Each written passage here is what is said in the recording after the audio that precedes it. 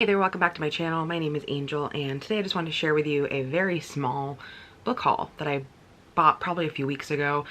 Books that have really been on my TBR for a bit, at least most of them, and I just hadn't picked them up for a long time. So I'm just gonna hop right in. They're kind of an eclectic mix of things.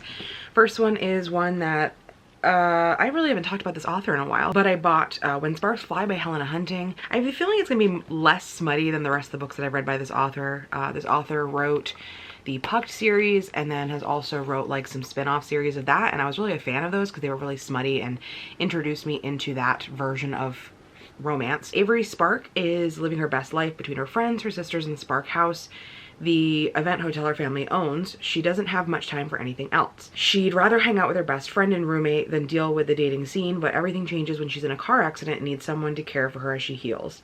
Declan avoids relationships and has a playboy reputation that he lives up to when he puts a one-night stand ahead of a promise he made to Avery.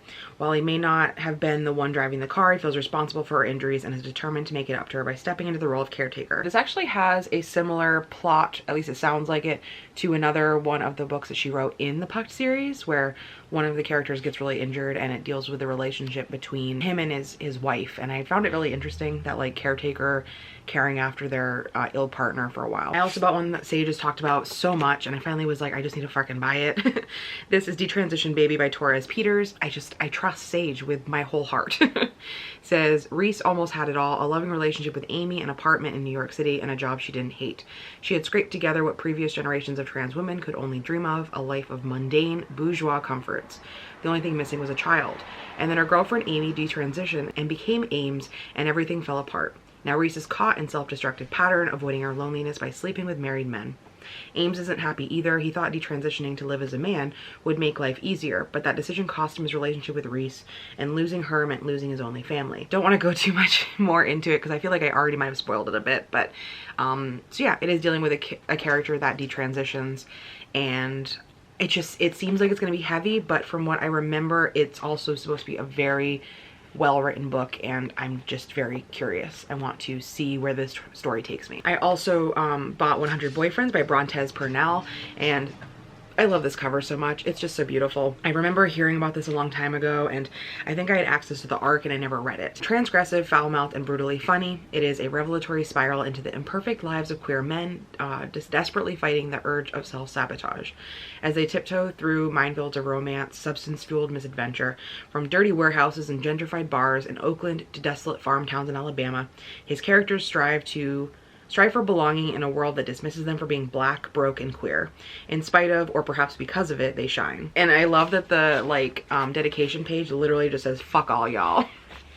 I can get behind that. And then I found a physical copy of The Ballad of Black Tom by Victor Laval, and for Spooky Bitches Book Club a long time ago, because we haven't had it for a while, we were supposed to read another book by this author and I never got to it.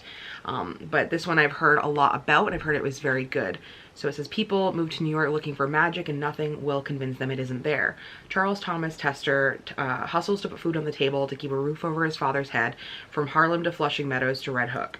He knows what magic a suit can cast, the invisibility a guitar case can provide, and the curse written on his skin that attracts the eyes of wealthy white folks and their cops. But when he delivers an occult book to a reclusive sorceress in the heart of Queens, Tom opens a door to a deeper magic and earns the attention of things best left sleeping. We'll see where that takes us, but I am really intrigued. It's super short, huge writing, and I haven't read a book set in New York in a really long time, and I used to live in New York for like 10 years, so I'm kind of interested to see cities and maybe places that I'm familiar with. And then a book by an author that I keep saying is like so talented, so great, but I've only read one book by them. This is The Constant Rabbit by Jasper Fforde. Jasper Fforde wrote a book that is definitely one of my favorites. It was called Shades of Grey, and it's a sci-fi dystopian book about a world where different people can see different colors depending on their class, and everybody has a certain role based on what colors they can see. And I just thought the writing was amazing. It was very Michael Crichton-esque, and it was very well constructed, and so I've been keeping an eye out for his stuff ever since, because there's supposed to be a sequel, yada yada yada. But this also sounds very interesting. So it says, England 2022, there are 1.2 million human-sized rabbits living in the UK. They can walk, talk, and drive cars, the result of an inexplicable spontaneous anthropomorphizing event 55 years earlier. A family of rabbits is about to move into Much Hemlock, a cozy little village where life revolves around summer feats, jam making, gossipy corner stores, and the oh so important Spick and Span awards for the best kept village. Citing imaginary threats of overbreeding and a radical vegan agenda, the villagers decide the rabbits must go, and soon. But the rabbit family aren't easily moved and strike up an unlikely alliance with neighborhood Peter Knox, who knew Mrs. Rabbit 3 decades earlier at university. With the ruling United Kingdom anti-rabbit party's plans to forcibly rehome all rabbits to Wales, Peter finds himself drawn deeper into the rabbit way and is about to question everything he has ever thought about his friends, his nation, and his species. They're rabbits. And we know I love a book that anthropomorphizes animals. That's all there is. I really want to read it. I really want to read it. And I loved the world created in Shades of Grey. So I'm sure this author is going to take me for a ride. And then the last one I got was very last minute. I had seen it, but I kept thinking it was just like a piece of art because this cover is gorgeous. This is Slewfoot by Brom. This Brom is this amazing horror artist. There's actually these amazing pictures on the inside as well.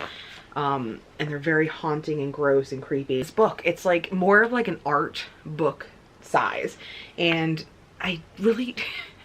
What I can tell is I believe it's like a Puritan, like demonic possession kind of book. It says, Connecticut, 1666. An ancient spirit awakens in a dark wood. The wild folk call him father, slayer, protector. The colonists call him Slewfoot, demon, devil. To Abitha, a recently widowed outcast, alone and vulnerable in her pious village, he is the only one she can turn to for help. Together they ignite a battle between pagan and Puritan, one that threatens to destroy the entire village, leaving nothing but ashes and bloodshed in its wake. I'm just really, yeah, I think I'm here for this. And the fact that it also has this gorgeous artwork in it, I think it's gonna be a good book. And I'm trying to cut back on physical books because I'm running out of space and I haven't really read a lot of physical books lately. So let me know what you think of these. Let me know if you've read any of them or if you have any comments.